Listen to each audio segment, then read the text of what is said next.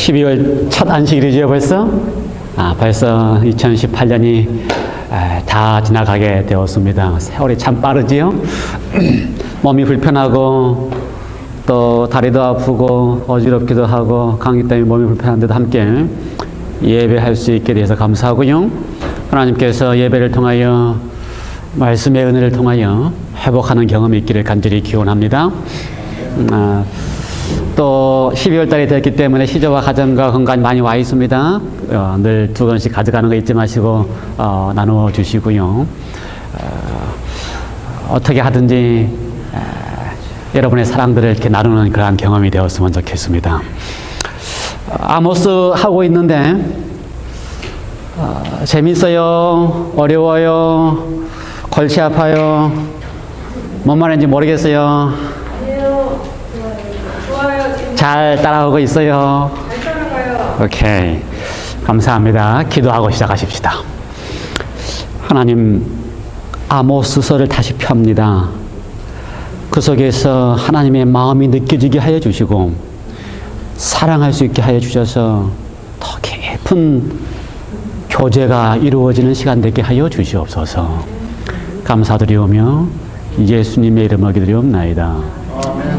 예, 드디어 우리가 아모스 3번째 강의가 시작되었습니다. 3번째 강의입니다. 그리고 소선지서는 11번째 강의입니다. 실제로는 12번인데요. 중간에 한번 우리가 녹음이 안 돼가지고 제가 한 번 강의를 빼먹었기 때문에 11번째가 되었고요. 오늘 제목은 첫 번째는 가슴 아픈, 가슴 찢어지는 사랑, 가슴 아픈, 두 번째는 가슴 아픈 사람, 이번에는 가슴 아픈 절규. 그래서 아모스는 읽을 때마다 그 속에서 하나님의 가슴 찢어지게 절규하는 하나님의 음성이 들리는 이야기가 아모스입니다. 아모스예요. 그렇지요? 호세아는 4편을 통해서 우리가 하나님의 사랑을 여러 가지 각도에서 보았고요. 요엘은 여호와의 날을 집중해서 보았고요. 아모스는 가슴 아픈 하나님의 사랑에 대한 이야기를 쭉 해왔습니다. 오늘은 아모스 몇 장을 다룹니까? 예, 7, 8, 9장을 다루는데요. 나는 아모스 7, 8, 9장을 읽어보았다. 이태임 집사님 땡큐. 다른 분, 우리 정현 집사님, 정순경 집사님 땡큐. 예, 감사합니다. 우리가 아모스를 이렇게 읽으면서 아모스를 읽을 때에 아주 애를 쓰면서 아모스를 읽는 방법이 있었습니다. 어떻게 읽어야 되는 거였어요? 아모스를 읽을 때 그냥 막 읽어버리면 그 속에서 하나님의 마음이 느껴지지가 않아요. 그냥 막 읽어버리면 어떻게 느껴져요? 무섭다가 느껴집니다. 그러니까 아모스를 읽을 때 처음부터 우리가 집중하고 읽도록 한 하나님의 말씀이 있습니다. 아모스 1장 2절의 말씀이에요. 여호와께서 부르짖으시매라고 하는 이야기입니다. 여호와께서 부르짖으시는데 여호와께서 하나님께서 부르짖으시는 음성을 어떻게 들으냐에 따라서 아모스 전체의 내용이 달라집니다. 그렇죠? 그래서 히브리에 의하면은 쌔이라고 하는 단어인데 거기에 2가지 뜻이 들어있다 그랬어요. 하나는 어떤 뜻이고요? 사자가 울부짖는 소리의 음성이 쌔이라고 하는 히브리 단어입니다. 그래서 하나님의 음성을 마치 사자가 울부짖는 것처럼 하나님께서 죄악을 보고 악한 세상을 보면서 울부짖고 징벌하는 하나님으로 보면 아모스서 전체는 어떤 이야기예요? 하나님이 벌 주고 징계하고 그 다음에 재앙을 내리셔서 아주 무섭게 하시는 하나님의 아모스 전체에 보입니다.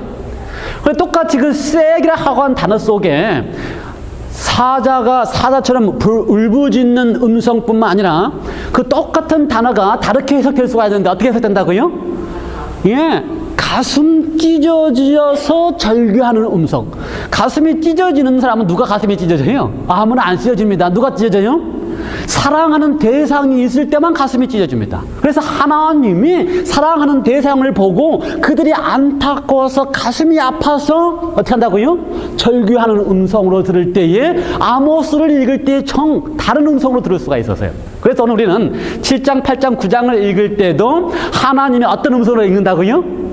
사랑하는 마음 때문에 가슴 아파서 절규하는 음성으로 아모스 7장, 8장, 9장을 읽으면 아모스 7장, 8장, 9장의 이야기가 다른 의미로 이해될 수가 있습니다.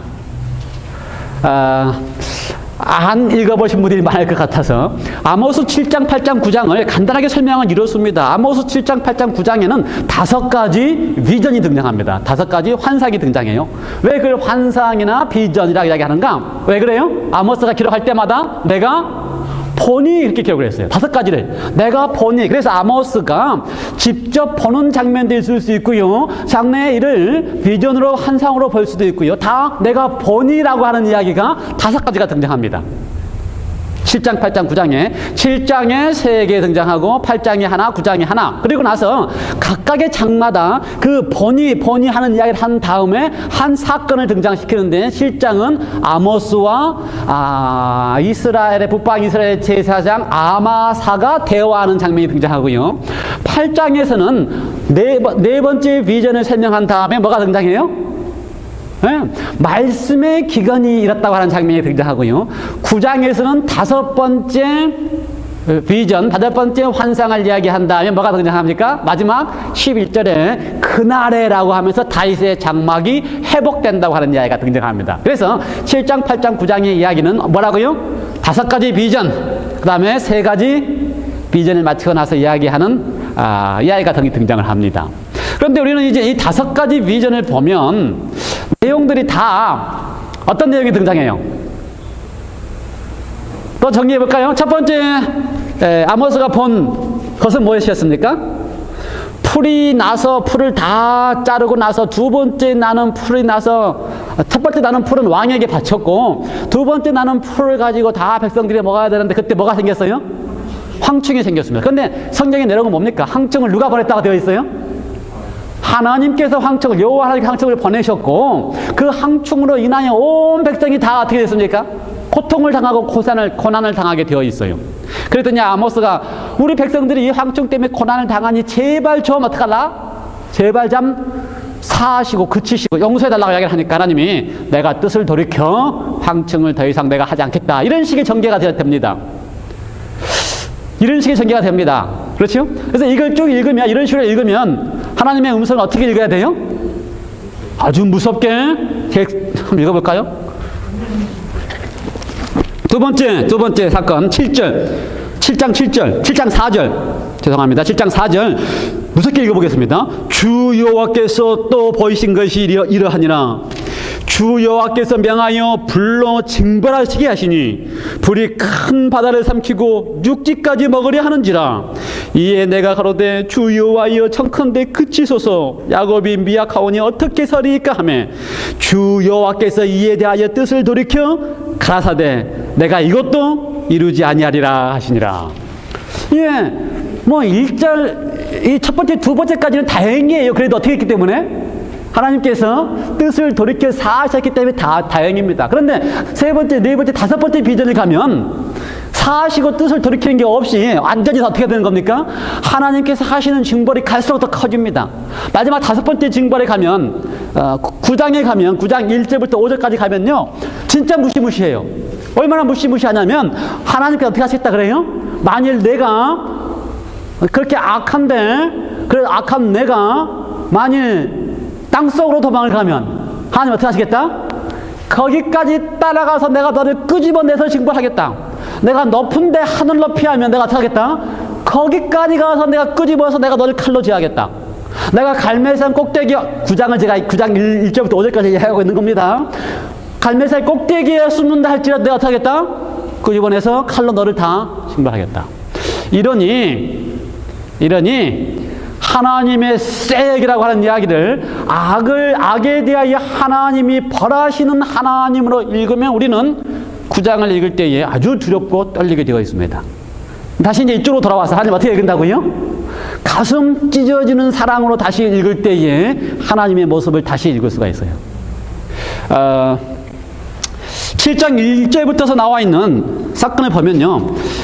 히브리어 언어적으로 이해를 할 때에 다른 방법으로 이해할 수 있습니다. 히브리어 언어적으로.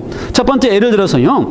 하나님께서 황충을 이렇게 지으셔가지고 보내시니까 이 사건은 다 이렇게 전개됩니다. 하나님께서 항징을 지으셔서 하나님이 직접 보내신다고 이야기하고, 그 다음에 아모스가 하나님 앞에 제발 좀 사해달라고 요청하니까 하나님 어떻게 했다고 되어 있어요? 뜻을 돌이켰다라고 되어 있는데, 뜻을 돌이켰다라고 하는 히브리의 언어의 뜻은 하나님께서 내리려고 했다가 용서를 하라고 이렇게 비니까 뜻을 돌이켜서 벌을 내리지 않았다, 이런 이야기의 뜻을 돌이켜라고 하는 단어라기보다는 히브리 언어에 의하면은, 그러니까 과거에도 똑같은 단어를 요에스에서도 한 적이 있는데요, 하나님이 가슴이 찢어져서 to be sorry 한다, 그런 이야기입니다. 어떤 의미예요? 마치 이거는 우리가 장례식장에, 사랑하는 가족의 장례식장에 갔을 때에 막 울고 있으면 그 사람을 위로할 때 하는 가장 위로가 뭔지 압니까? sorry, I'm sorry라고 하는 겁니다. 예, I'm sorry 하는 단어예요. 그게 가슴 속에서 나와서 진짜 내 가슴 속으로 진짜 그 일에 대해 내 가슴이 아프다고 하는 표현이 I'm sorry라고 하는 표현이에요. 그래서 이 히브리어의 표현 자체가 하나님께서 지금 이스라엘 백성들이 당하고 있는 고통을 보고 하나님께서 어떻게 한다고요? 진짜 가슴이 아파서 I'm so sorry 라고 하는 이야기를 하고 있는 단어가 바로 히브리어의 그 단어입니다. 그런데 이 이야기를 전체적으로 하나님이 주시고, 그 다음에 하나님이 뜻을 돌이키고, 하나님이 사하고, 이런 식의 개념으로 다 뜻을 돌이키라고 하는 이야기를 써놨는데, 원래 뜻은 뭐라고? 하나님이 그 장면들을 보면 하나님이 어떻게 하신다? 정말 가슴이 아파하신다. 하나님의 백성들이 죄악으로 인하여 당하는 고통을 보고 계실 때 하나님은 가슴이 찢어지게 아파하시는 분이시기 때문에 거기에 뭐라고 써 있다고요? 내가 가슴이 아프다라고 하는 이야기를 그렇게 표현한 것입니다. 그런데 참 번역하는 사람들이, 영어를 번역했던 사람들도 그렇고요, 영어에서 한국말로 번역해 왔던 성경도 마찬가지고요, 하나님의 가슴 아픔과 관계없는 해석으로 그걸 참 많이 써놨어요. 그래서 가만히 생각을 해보았습니다. 왜 그럴까? 사실 우리가 영어가 처음으로 번역된 게 마틴 루터보다 훨씬 전에 12세기에 누굽니까? 제가 갑자기 생각이 안 나네. 영국의 최초의 영어 번역 성경이 뭐지요? 아시는 분 있어요? 어쨌든 번역을 했는데, 갑자기 생각이 안 나는데, 영어를 이렇게 처음으로 번역해내면, 그것도 이제 중세 시대예요. 그렇죠. 12세기니까 1300년 전에 그 중세 시대에 영어로 번역해 낼 때에 그분이 영어로 번역할 때에 어디서 번역한지 아세요? 히브리어 언어에서 번역하지 않았습니다. 중세의 영어는, 중세의 성경은 뭐밖에 없어요? 라틴어 성경밖에 없습니다. 그리고 그 성경을 라틴어 성경으로 이해할 때에 이해하는 방법이 어떻게 이해하고 있어요? 이미 벌써부터 하나님은 무섭게 벌하시는 하나님으로 이해하고 있던 사람이 라틴어 성경을 통해서 영어를 번역할 때에 그게 다 어떻게 번역한다고요? 자기가 알고 있는 하나님 그 모습 그대로 그걸 번역을 하기 때문에 많은 영어 성경에서도 번역을 할 때에 어떻게 되어 있어요? 하나님이 무섭게 벌을 주시는 하나님으로 그대로 기록되어 있어요. 거기에 하나님이 정말 가슴 아파서 to be sorry 한다고 하는 하나님이 아니고, 벌을 주다가 이제는 내가 회개해, 그럼 내가 용서하겠다, 이렇게 하나님을 소개하는 하나님으로 다 소개하고 있어요. 예를 들어서 또 이 읽을 때에 7절부터 보면은 세 번째 환상이 나오는데요. 이번에는 어떤 환상입니까? 다림줄에 대한 환상이 나옵니다. 그런데 이제 다림줄이라는 것은 이렇게 줄을 이렇게 매달아가지고 수평이 잘 됐는지 하는 것을 확인하는 건데요. 이 다림줄을 통해서 백성들을 확인해가지고 맞는가 모자라는가 본 다음에 잘못되면 어떻게 하겠다, 이제 벌을 주겠다 하는 개념으로 다 해석을 해놨어요. 그래서 어떻게 표현돼서 실제로 더 표현해 가면은 8절에 내가 이스라엘 가운데 다시는 어떻게 하겠다? 뭐 하지 않겠다? 용서치 아니하겠다. 용서치 아니하겠다. 이 언어도 히브리 언어에 의하면은요, 해석을 할 때 여러 가지 방법이 해석이 있을지만 용서치 않겠다고 하는 의미로도 쓸 수도 있습니다. 그런데 하나님의 어떤 모습으로, 하나님의 본심에 맞게 썼을 때에 우리가 알고 있는 하나님은 내가 더 이상 너를 용서치 않겠다라고 하시는 하나님일까? 아니면 거기 보면요, 그 뜻이 어떤 뜻이냐면요, pass over 또는 pass on이라는 뜻이 있습니다. 그러면 무슨 말이에요? pass on이나 pass over는 어떻게 하는 겁니까? 지나치다, 패스하다 그 말입니다. 하나님께서 나는 그 고통 가운데 있고 제약 가운데서 재앙 가운데 어려움 가운데 있는 그들을 어떻게 하지 않겠다? 그냥 지나치지 않겠다. 그런 의미의 하나님이세요. 그러니까 우리가 믿는 하나님을 내가 어떤 하나님으로 믿고 있냐에 따라서 하나님이 하시는 말이 완전히 달라집니다. 하나님이 제약을 보면 그 제약에 대하여 벌을 하시는 하나님, 공의로 벌을 내리시는 하나님이라면 죄를 보고 어떻게 해요? 하나님이 더 이상 내가 용서치 아니하겠다고 해석을 해요. 근데 내가 믿는 하나님이 어떤 하나님이에요? 죄인의 그 죄를 보고 가슴이 찢어져서 투비 쏘리 하시고 가슴이 아파하시는 하나님이라면 어떻게 해요? 그 죄인의 그 죄악담 가운데 있는 그 고통을 보고 그냥 지나칠 수가 없어서 나는 지나치지 않겠다라고 하는 말로 이해하는 것이 훨씬 맞다 이 말이에요. 그래서 용서치 아니하겠다고 부적되어 있는 7장 8절의 이야기나 네 번째의 사건을, 네 번째의 비전을 통해서 내가 용서치 아니하겠다고 하는 8장 2절의 이야기나 다 어떤 이야기라고요? 하나님이 어떻게 할 수 없다? 지나쳐 가버릴 수가 없다. 내가 그들이 당하고 있는 고통을 보면서 지나쳐 버릴 수가 없다라고 하는 이야기의 표현인 것을 알 수가 있습니다. 그런 의미에서 우리가 아모스서를 다시 읽을 때에 어디를 중심으로 읽어라? 하나님께서 부르짖는다고 하는 1장 2절의 쐐기라고 하는 단어가 진짜 하나님이 악을 향하여 어떻게 하면서 징벌하기 위하여 부르짖는 것인지 아니면 가슴 아프셔서 어떻게 하든지 돌아오게 하시기 위하여 지나칠 수 없는 하나님의 심정으로 말씀하신 건지 그걸 구분해서 여러분이 선택하시면 돼요. 그건 제가 그것까지 강조할 수 없어요. 그건 여러분의 선택이기 때문에. 여러분이 어떤 하나님을 선택하신지 그건 제가 강조할 수는 없지만 저는 어떤 하나님을 선택해요? 하나님 가슴 찢어지면서 나의 모습을 보고서 가슴 아파서 찾아오셔서 어떻게 하시기 위해서? 지나칠 수 없어서 나의 삶에 관여하시는 하나님을 저는 더 사랑하고 그분이 더 좋아서 제가 이렇게 함께 여기서 예배하고 있지 않습니까? 예, 이제 간단하게 7, 8, 9장에 사건을 설명을 드렸고요. 이해하는 밥도 제가 말씀을 드렸고요. 제가 이제 7장, 8장, 9장을 이렇게 아모스를 쭉 하면서 공부하면서 가장 고민은 하나님의 심판에 대한 이야기였습니다. 하나님의 심판. 아모스를 설명하는 대부분의 설교가나 주석가나 심지어 재림교회의 주석도 마찬가지고요. 아모스의 이야기의 핵심이 하나님께서 어떻게 하신다? 심판하신다라고 하는 것입니다. 하나님의 심판이 있습니까? 반드시 있습니다. 하나님 반드시 심판이 있습니다. 하나님의 심판이 반드시 있습니다. 성경의 모든 가르침은 심판이 있다라고 하는 것입니다. 그렇죠? 우리는 하나님의 심판 이야기하면 반드시 어떤 생각을 해요? 하나님이 심판하신다. 그럼 언제다 그거는? 두려움 항상 있는 거고. 하나님이 심판하신다 그러면 그게 언제가 하나님의 심판이라고 생각을 하십니까? 언제요? 다시요? 재림하실 때. 그러니까 역사의 끝이 하나님의 심판이다라는 생각을 늘 합니다. 그렇죠? 심판 그러면 언제? 예수님이 재림하실 때 그 심판. 예, 맞아요. 성경의 구속사적인 의미에서 심판 그러면 언제예요? 예수님이 재림하시면서 세상 것을 끝내시고 선과 악을 분류하시고 끝내실 때가 심판이에요. 심판입니다. 그런데 우리가 지금 이 아모스서를 보면 반드시 그것만이 심판은 아닌 것 같아요. 그렇죠? 어느 장면에서 다 등장합니까? 8세기의 이스라엘 백성들을 향하여 지금 하나님께서 심판이라고 하는 표현들을 거기에 가득 넣고 계시면서 심판이 있는 것처럼 보이는 장면이 등장하는 거예요. 그래서요, 여러분이 생각할 때에 심판이라고 하는 개념이 마지막 때에 예수님이 재림하실 때의 심판, 이것만 생각하고 있으면 다가 아닌 것 같아요. 제가 볼 때는. 심판은 우리의 삶, 인생의 삶 자체가 뭐예요? 심판이에요. 사실 예수님의 재림하시는 끝에 재림한다고 하는 거는 지금 내가 죽는 순간이 끝이지 내 죽는 심판은 나의 심판은 언제예요? 예수님이 재림하실 때에 아니면은 내가 살고 있을 때예요.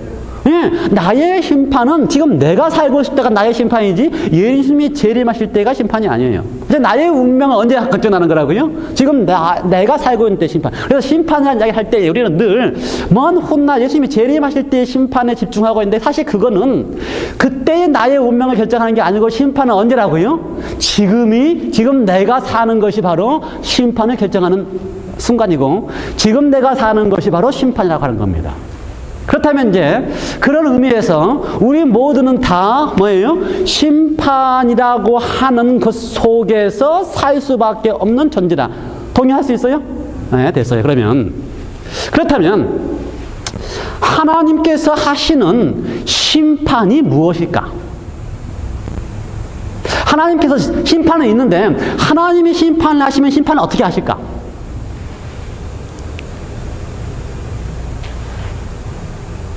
하나님께서 심판을 하시면 이제 우리는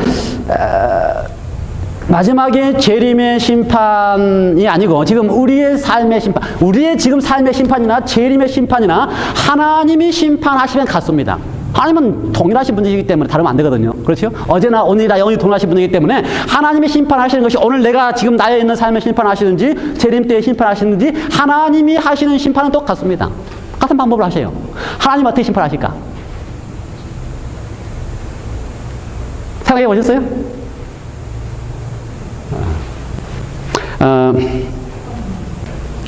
가장 흔한 생각이요. 가장 많은 기독교인들의 생각이 하나님께서 선과 악을 분별하시고 악에 대하여 어떻게 하시는 거예요?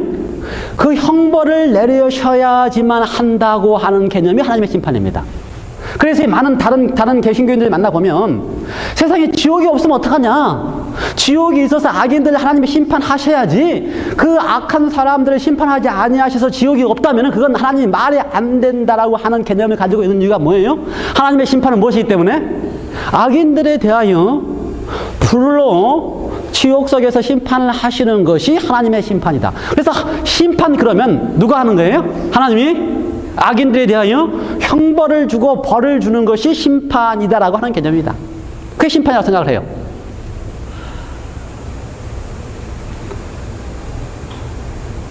동의하세요? 심지어요 이렇게 시작합니다. 하나님이 공의로우시기 때문에 하나님의 공의는 어떻게 해야 된다? 그 죄인을 용서하지 않아야 되기 때문에 어떻게 하신다? 하나님께서 공의로 죄인들에게 심판하신다라고 생각합니다. 그게 가장 일반적인 생각이에요. 재림교인의 생각도 마찬가지입니다. 재림교인의 생각에 뭐는 없어요? 지옥은 없습니다. 그런데 역시 하나님께서 어떻게 해요? 악인들은 불로 다 심판해서 태우는 일을 하나님이 직접 하시는 것이 재림교인의 생각입니다. 하나님 그렇게 심판을 하실까? 하나님 심판이 그건가? 성경을 제가 이렇게 보면서 고민이 생겼습니다. 하나님 그렇게 심판하실까? 근데 제가 지금까지 알고 있는 하나님의 품성에 보면은 그렇게 하시지 않을 것 같은데 하나님 어떻게 심판하실까? 고민을 많이 하다가 하나님의 심판이 저는 이렇게 이해를 합니다. 하나님의 심판이 무엇인가? 심판이라고 하는 것은요, 우리가 지금 우리의 삶이 곧 심판에 대한 것을 결정하는 시간이라 그랬어요. 그래서 우리가 살아가는 삶 속에서 내가 어떻게 선택하느냐에 따라서요, 그 결과가 납니다. 그렇죠? 내가 선택하는 결과에 따라서 내가 선택하는 결과가 내 속에서 임하는 것이 뭐예요? 그게 심판입니다. 다시 이해가 돼요? 예, 내가 선택하는 것에 대하여 그 선택의 결과가 임하는 것이 심판입니다. 그럴 때에 하나님께서는요, 내가 선택한 결과에 대하여 내가 잘못 선택한 결과 내가 당하는 고통에 대하여 하나님이 가슴 찢어지면서 오늘 아모스에서 읽은 것처럼 하나님이 가슴 찢어져 하면서 아파하시는 것이 바로 하나님의 심판의 모습입니다. 둘 중에 하나를 우리가 선택해야 돼요. 그렇죠? 하나님이 악에 대하여 형벌하시는 것이 하나님의 공의로 심판하시는 하나님으로 선택하든지, 내가 선택한 것으로 인하여 내가 악하게 선택해서 당하는 악 속에 있을 때에 하나님이 가슴 아파하시면서 어쩔 수 없어 하시는 하나님이 그것을 심판으로 이해하시면서 선택하시든지 둘 중에 하나 선택해야 됩니다. 조금 더 이해를 돕기 위해서 제가 칠판을 사용하다가 아직 안 가져왔는데, 이런 이 하나님의 본성과 품성 속에 들어갈 때에 이런 상황입니다. 제가 지난주에 설명을 드리면서 이렇게 이야기를 드렸어요. 하나님의 모습을 하나님의 본성을 가장 잘 설명해 준 것이 바로 하나님의 임마누엘이다. 하나님이 어떻게 하시는 것이다? 이 땅에 오신 것이다. 하나님께서 왜 이 땅에 오셨는가 하는 것을 왜 이 땅에 오셨는가 하는 이야기를 이해할 때 가장 핵심은 하나님의 본성이 사랑이시기 때문에 이 땅에 오셨다라고 하는 것을 제가 말씀을 드렸는데, 거기에 표현한 표현이 바로 생명의 법이었습니다. 생명의 법. 생명의 법. 생명의 법이 바로 하나님의 정부가 다스려지는 법이고, 생명의 법이 창조의 목적이고, 생명의 법이 율법을 주신 목적이고, 생명의 법이 임마누엘 하신 목적이다. 그렇다면 그 생명의 법이 뭐냐? 생명의 법이 뭐예요? 예, 사랑의 생명의 법인데 어떻게 주지되는 게 생명의 법이에요? 생명의 법은 사랑의 법 안에서 자기보다 남을 더 낮게 여기는 게 생명의 법입니다. 그래서 고린도전서 13장에 보면은 사랑을 이야기할 때에 하나님의 사랑을 이야기할 때 한 정의 중에 하나가 뭐예요? 자기의 유익을 구치 아니하는 것. 그게 고린도전서 13장의 정의입니다. 자기의 유익을 구치하는 것. 그래서 하나님의 사랑의 법은 자기의 유익을 구하지 아니하고 누구의 유익을 구하는 겁니까? 다른 사람의 유익을 구하는 거예요. 그거를 무슨 사랑이라고 표현해요? 이기적인 사랑이 아니고 무슨 사랑이라고 표현해요? 이타적인 아가페적인 사랑이라고 표현해요. 하나님만이 하는 이타적인 사랑이라고 표현해요. 예, 그런 사랑이 바로 생명을 주는 법칙이라 이 말입니다. 그런 사랑이 바로 우주에서 하나님의 정부가 통치해지는 법칙이라 이 말입니다. 그러한 사랑으로 창조를 하셔서 하나님이 자기보다 더 남을 낮게 여기는 사랑으로, 아가페의 사랑으로, 이타적인 사랑으로, other-centered love로 하는 그 사랑을 이 땅에서도 이루게 하시기 위해서 창조하셨어요. 그게 뭐라고요? 그게 생명의 법이에요. 그렇죠? 그래서 아담으로 하여금, 그 창조된 아담으로 하여금 그걸 잘 하도록, 그걸 선택하도록, 그래서 그 사랑의 안에서 잘 지내도록 그걸 선택하도록 하나님 어떻게 해요? 보여주고 맛보게 해주시고, 그 다음에 어떻게 해요? 호소하시고, 여기 안에 있도록 하면 됩니다. 이게 가장 행복한 경험이기 때문에. 그런데 사단은 처음부터 이걸 원치 않고 뭘 원했어요? 자기가 생각한 뭐예요? 여기도 사랑이에요. 여기도 사랑. 그렇죠. 자기가 생각한 사랑의 법을 만들었습니다. 그런데 이거는 생명의 법이 아니고 무슨 법이에요? 사망의 법이죠. 사망의 법. 그런데 이것도 사랑입니다. 사랑이에요. 사단이 사랑이 아닌 다른 것을 이야기한 게 아니에요. 사단도 무슨 얘기를 한 거예요? 사랑을 이야기했습니다. 그런데 하나님의 본질적인 사랑은 어떤 사랑이고? other-centered 사랑이고, 그렇죠? 그 다음에 무조건적인 사랑이고, 그 다음에 또 어떤 사랑이고요? 이타적인 사랑이고, 루스벨이 사단이 생각하는 사랑은 어떤 사랑이에요? 반대로 조건적인 사랑이고, self-centered 된 사랑이고, 그렇죠? 이기적인 사랑이고, 이렇게 사랑하는 것이 더 훨씬 낫다고 생각한 것이 바로 뭐라고요?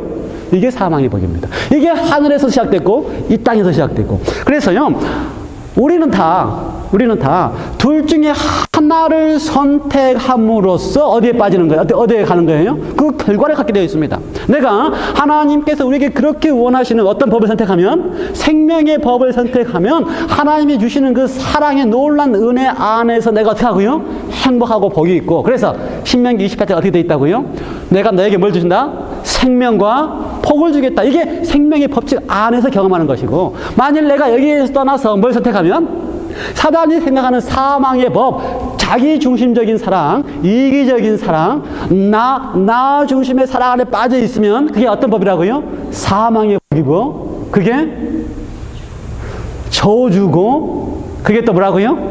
화하고, 이쪽에서는 다음에 아모스의 표현에 의하면은 선과 악이라고 표현했습니다. 뭐가 선이고 뭐가 악이에요? 생명의 법 속에 있는 것은 선이고 사망의 법 속에 있는 것은 뭐예요? 악입니다. 그렇다면은 우리의 선택 가운데서, 나의 선택 가운데서 내가 사망의 법을 선택하면 어떻게 됩니까? 이제 이기적이 되고 욕심이 생기게 되고 빼앗아야 되고요. 그렇지요? 많이 빼앗고, 많이 빼앗는 거 끝난 게 아니고 거기까지만 하면 안 해요. 그 다음에 어떻게 해요? 조금 줘요. 주기도 합니다. 기본 양심이 있어서. 그 다음에 하나님 앞에도 아모스에 의하면 뭐예요? 날마다 번제를 드리고요. 그 다음에 3일마다 11조를 드려요. 그런데 왜 그렇게 해요? 왜 그렇게 해요? 자기 걸 더 많이 채우기 위해서. 그렇죠. 자기가 믿는 하나님은 어떤 하나님이기 때문에, 자기가 믿는 하나님은 내가 하나님께 11조를 드리면 3일마다 드리면 복을 더 많이 받지. 일주일에 한 번 안 드리고 3일마다 드렸으니. 그러니 드리는 이유가 왜 드려요? 자기의 욕심 때문에. 이게 어디에 있는 겁니까? 사망에 있는 것이고 악에 있는 거예요. 이렇게 되면 하나님 앞에 11조를 드리고 하나님 앞에 똑같이 섬겨도 그 다음에 뭐가 되는 거라고요? 이 운명은 이 사망의 법 안에서 살아가는 그 순간에 그의 삶이 뭐가 되는 거예요? 그것이 고통이고 재앙이고 재난이 되는 것입니다. 그래서 심판이 내가 그 사망의 법 안에서 살았기 때문에 너가 악하게 했기 때문에 하나님이 내가 벌을 주겠다, 이게 심판이 아니고, 그렇죠? 하나님은 우리에게 선택의 자유를 주신 다음에 내가 그 잘못된 선택으로 내가 내 욕심에 대한 선택을 하고 하나님을 섬기는 것까지도 왜 생겼어요? 내 욕심 때문에 생겼어요. 그런 것 속에서 내가 당하는 뭐가? 재앙은 하나님이 주는 게 아니고 어떻게 하라고요? 내가 선택한 결과로 나한테 임하는 것이 곧 무엇이다? 심판이다. 이럴 때에 하나님께서 어떻게 하시는가? 하나님 어떻게 하신다고요? 가슴 찢어지는 사랑으로 아파하시는 장면이다. 이게 아모스가 하고 있는 이야기의 핵심입니다. 이해가 되세요? 이 이야기가 참 이해가 되고 납득이 돼야지만 여호와의 날이 두렵지 않고 재림의 날이 두렵지 않고 내가 지금 살아가는 것이 아주 중요한 경험이 될 수가 있어요.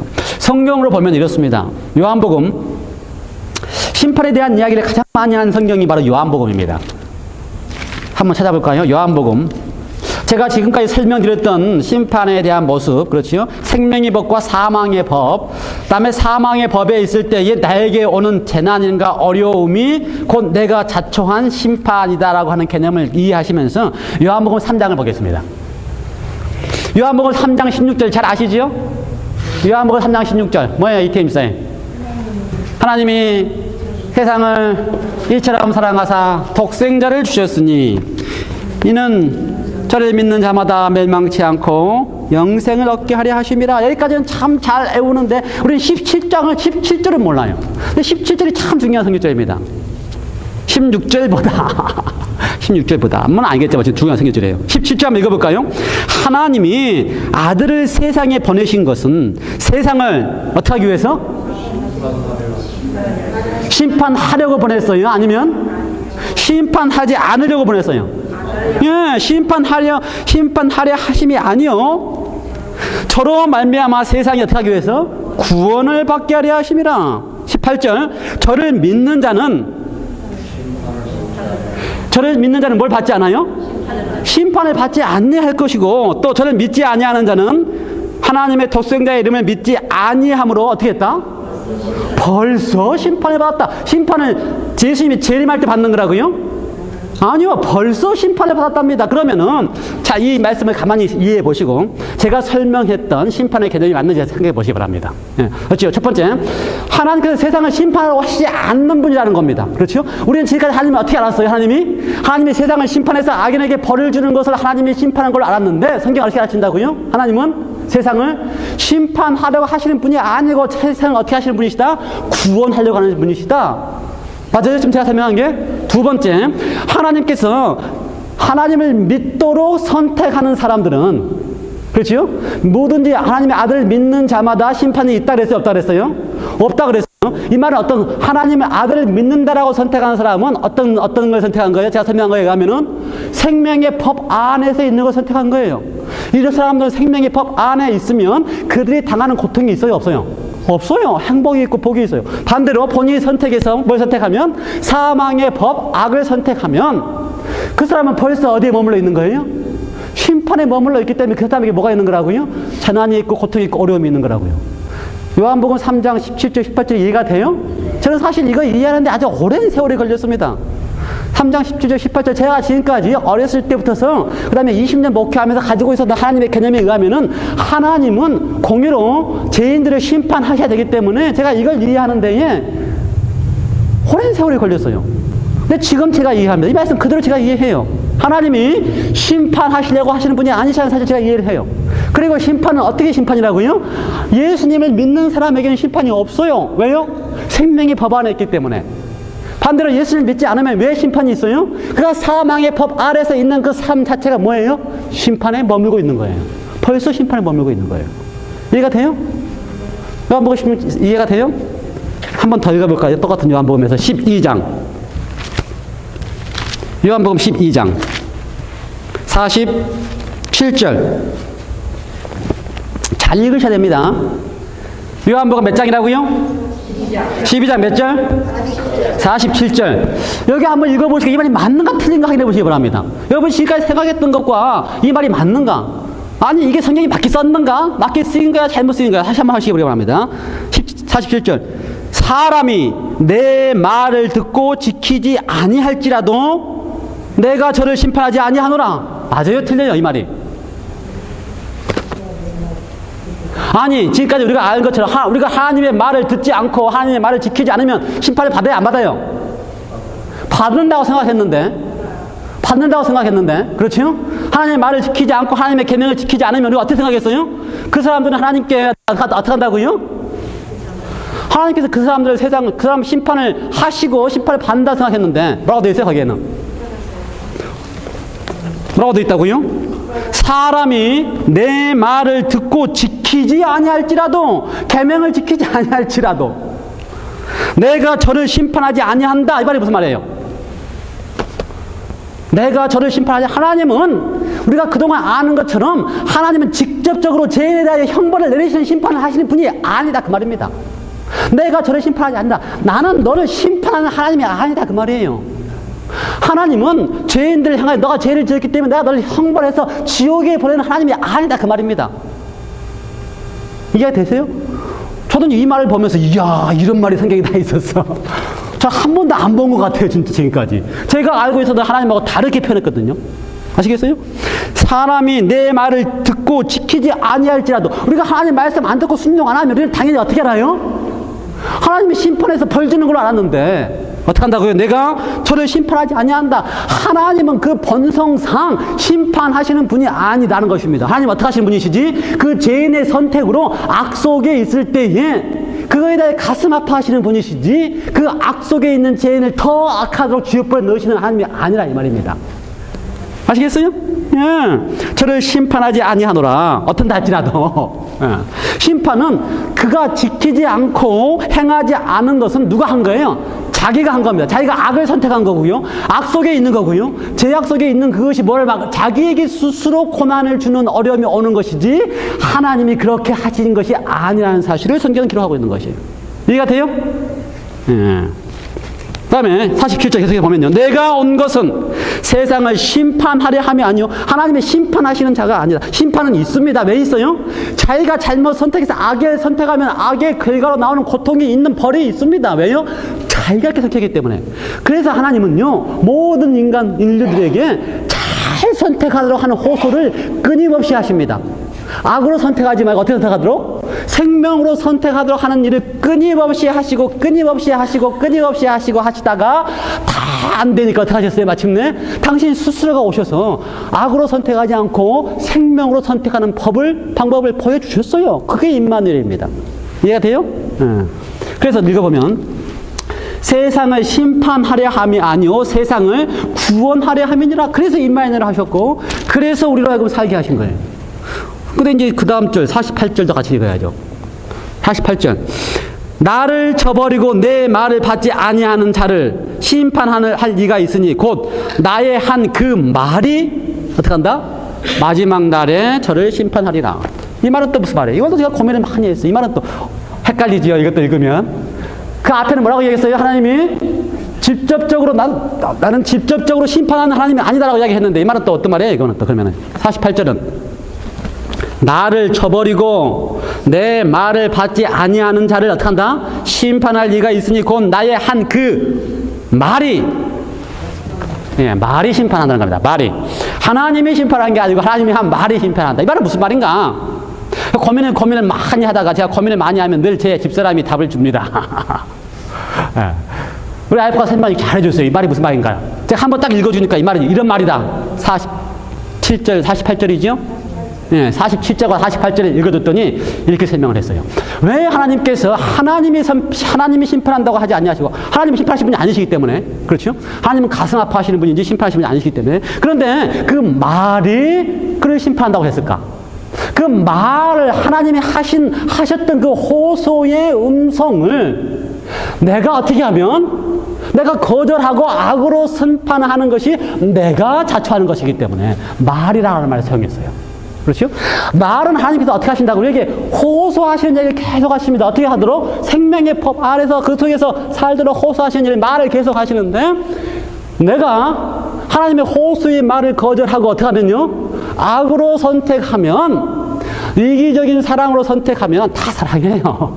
그렇게 선택하면 내 결과가 당하는 고통은 내가 자초한 것이라. 그래서 결과는 뭐다? 그게 말이라고 표현한 이유는 거기에 무슨 의미를 표현한 거라고요? 거기에 선택에 대한 이야기를 한 것이고 선택이 결과가 이른다고 하는 이야기를 표현하고 있는 거예요. 그래서 거기에 말이라고 하는 표현을 썼어요. 말이 마지막 결론을 맺는다. 우리 IF의 설명을 제가 아주 동의합니다. 아주 올바른 설명인 것 같아요. 그리고 전체적인 안목에서 이해할 수 있는 설명이고요. 자, 그래서 이게 왜 중요한가? 우리의 신앙을 할 때에, 신앙을 하면서, 우리가 신앙을 한다고 하는 거는 하나님과 나 사이의 관계를 맺는 겁니다. 관계를. 그렇죠? 신앙이라는 게 뭐예요? 하나님과 나 사이의 관계를 맺는 것인데, 하나님을 어떻게 알고 있느냐에 따라서 하나님과 내가 맺는 관계가 달라집니다. 우리가 알고 있다시피 지금 아모스 시대의 이스라엘 백성들이 하나님을 모르고 사는 백성들일까요? 하나님을 알고 사는 백성들일까요? 예, 이스라엘의 모든 사람들은 하나님이 없이는 살 수가 없는 사람들입니다. 아모스에 있는 모든 사람들이 날마다 번제를 드렸고요. 또 3일마다 뭘 드렸어요?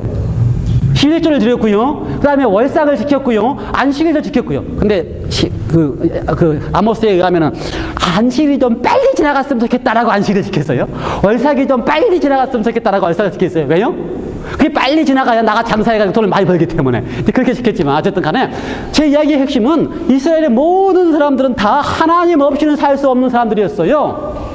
그런데 아모스 8장에 의하면은 그 이스라엘 백성들을 향하여 뭐라고 표현했어요? 말씀의 기근이 들었다라고 표현했습니다. 말씀의 기근.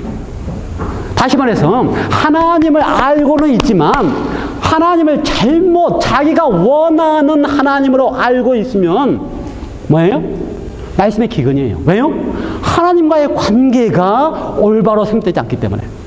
하나님을 믿고는 있지만, 하나님을 섬기고는 있지만, 하나님을 섬기는 이유가 뭐예요? 3일마다 11조를 드려서 하나님께로부터서 뭘 하려면 하나님의 사랑을 끌어내기 위하여 순종의 이유가 뭐예요? 순종의 이유가 다 조건적으로 순종을 해요. 왜요? 하나님께 잘 보이게 하기 위해서 순종을 하면 우리의 신앙이 하나님과의 관계가 흐트러지기 때문에. 그래서 8장에 가서 말씀의 기근이라고 한 이유는, 그렇죠. 말씀의 기근이 들었다고 하는 이유는 말씀이 없어서 기근이 든 게 아닙니다. 하나님을 몰라서 기근이 든 게 아닙니다. 이스라엘 사람들이 다 하나님을 믿고 있고요. 세상의 인구의 4분의 3 이상이 다 하나님을 믿고 있는데 그러한 백성들을 향하여 하나님께서 뭐라고 표현한다고요? 말씀의 기근이라고 표현해요. 그러한 시대를 향하여 뭐라고 표현되어 있어요? 하나님에 대한 오해의 어둠으로 가득 차 있다고 표현되어 있어요.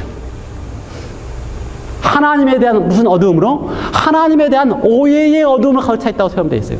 하나님이 어떻게 하다가? 하나님이 죄인을 향하여 심판하셔서 벌 주셔서 지옥에 넣든지, 하나님이 죄인을 향하여 벌 주셔서 불로 태우시든지, 하나님이 직접적으로 하는 무서운 하나님으로 하는, 하나님을 두렵게 하는 그 어둠으로 가득 차 있기 때문에 무슨 말씀에 기근인 시대에 우리가 살고 있는 것입니다.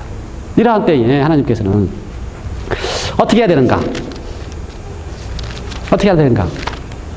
그렇게 오해를 하고 있는 백성들에게 어떻게 해야 될 건가? 아모스 9장에서는요, 마지막 11절에 그날에라고 했습니다. 맞아요? 그날에 뭐라고 되어 있는 거예요? 같은 의미인데 정확한 표현이 뭐라고 되어 있어요? 9장 11절. 그날에 내가 다윗의 장막을 어떻게 하겠다? 다시 회복하겠다.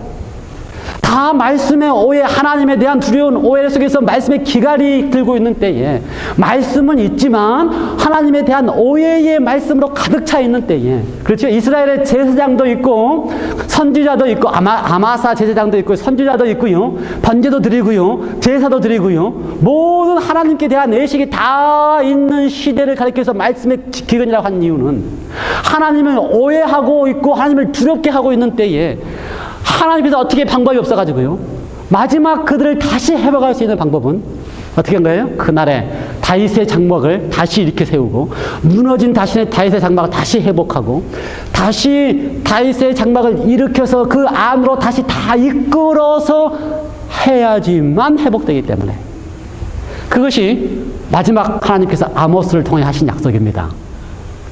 하나님이 두렵게 느껴지고 하나님을 오해하고 있는 백성들을 향하여 그것이 아니고 하나님이 다시 얼마나 사랑하는 분이라는 사실을 다시 올바르게 보여주도록 하기 위해서 그날에 다윗의 장막을 회복한다 그랬어요. 다윗의 장막을 왜 회복할까? 다윗. 신약에서 마태복음의 첫 문장이 뭡니까? 뭔지 아십니까? 마태복음 1장 1절이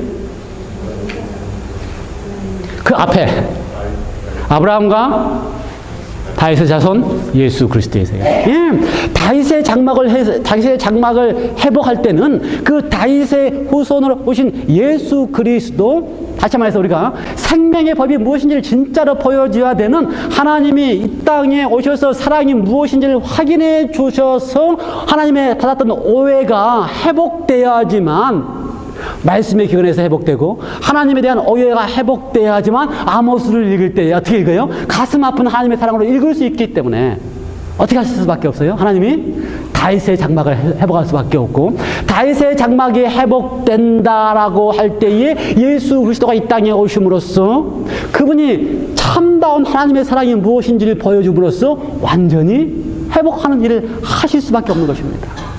예, 오늘날 우리에게 필요한 것이 무엇인가? 예수님으로 말미암아 하나님의 사랑이 온전히 회복되는 일이 지금 우리에게 필요한 것입니다. 그래서 우리가 그 온전한 사랑 때문에 하나님과의 관계가 어떻게 돼야 되는 거예요? 너무나 좋아지고 그러한 하나님이라면 내가 기꺼이 하나님과 가까이 있고 싶고 하나님과 아버지와 함께 있는 것이 가장 행복한 경험이 되는 경험으로 가도록 하시는 것이 바로 신앙이고 그것이 바로 교회가 존재하는 목적인 것입니다. 제가 설교하는 목적이고요. 그래서 예수님이 오심으로 아모스 9장 12절에 많은 사람들이 다 모였다고 하는 이야기 하는데 이 이야기는 사도행전 15장에서 아모스의 9장 이야기를 사도행전 15장에서 다시 반복을 했는데요. 사도행전 15장은 그 예루살렘 총회 장면입니다. 그때에 예루살렘 총회가 일어난 이유가 뭐예요? 바울이 선교를 해서 많은 이방인 그리스도인들이 그리스도인이 된다고 하는 놀라운 사건 때문에 총회가 일어났어요. 그걸 보고서 아모스가 우리가 가지고 있던 그동안의 생각들을 다 버리고 어떻게 한다? 예수님 때문에 복음이 이렇게 널리 퍼졌기 때문에 에돔의 남자도 돌아오고 많은 이방의 백성들이 다 하나님께로 돌아오는 이 놀라운 사건을 감사하면서 이것을 언급했습니다. 이게 지금 우리에게 필요한 기별은 하나님이 우리를 얼마나 사랑했다는 사실을 보여준 뭘 통해서? 다윗의 장막으로 오신 임마누엘 하신 예수님을 통하여 정말 하나님이 우리를 어떻게까지 사랑하신지 그동안 우리가 모든 많은 기독교인들이 오해했던 것처럼 하나님이 죄인을 심판하셔서 벌하시는 하나님이 아니요. 어떻게 하시는 하나님이요? 저를 구원하시기 위해 이 땅에 오신 하나님으로 우리가 그를 소개함으로써 하나님 앞에 이끌고자 하는 것이 바로 아모스의 기별의 마지막 장면입니다. 사랑하는 성도 여러분이시여, 오늘 이제 아모스를 마치면서 우리는 뭔가 하나를 선택해야 됩니다. 그렇죠? 내가 하나님과의 관계를 맺고 교제를 할 때에 하나님을 어떤 하나님으로 알고 교제를 맺을 것을 선택해야 돼요. 그건 여러분의 결정입니다. 다 선택권이 있기 때문에. 하나님을 어떤 하나님으로? 쎄 가면서 사자의 울부짖음으로 우리를 향하여 징벌하시고 심판하시고 벌하시는 하나님을 선택해서 하나님과 교제를 하고 친교를 맺든지 아니면 가슴 찢어지는 사랑으로 나를 보면서 가슴 아파하면서 지나칠 수가 없어서 무엇인가 하셔야 되기 때문에 방문하시고 찾아오시고 어떻게 하시는 거예요? 회복시키시기 위하여 하실 수 있는 모든 일을 다 하시기 위하여 이 땅에까지 오신, 그렇죠? 임마누엘 이 땅에까지 오신 다윗의 장막으로 오신 그 하나님으로 하나님을 선택하든지. 바라기는 우리 모든 성도님께서 정말 사랑에 굶주리시고 사랑을 그렇게 주시기 원하시는 임마누엘로 오신 그 하나님을 선택하기를 바라면서 말씀을 마치겠습니다. 기도하십시다. 하나님 아버지, 참 하나님께서는 가슴이 아프셔서 말씀의 기근이라는 표현을 쓰셨습니다. 그거는 우리가 말씀을 듣지 않아서도 기근이고 말씀을 잘못 알고 듣고 있기 때문에도 기근입니다. 이렇게 하나님에 대한 오해의 어둠 속에 있는 이 시대에, 아모스 시대나 지금 시대나 하나님에 대한 오해의 어둠 속에서 하나님을 섬긴다고 하는 많은 백성들이 있는 시대에 하나님께서는 오해하지 아니하고 진짜 하나님이 사랑인 것을 보여주기 위하여 다윗의 장막으로 이 땅에 오셔서 그 사랑을 보여주시고 우리로 하여금 하나님의 사랑에 감동되어 하나님과 교제하며 사귀며 하나 될 수 있도록 경험하게 해주시니 감사합니다. 우리가 신앙하는 이유가 하나님이 너무 좋아서, 그 사랑이 너무 좋아서 하나님을 만나고 사귀고 예배하는 경험이 되게 하여 주시옵소서. 감사드리오며 예수님의 이름으로 기도드리옵나이다.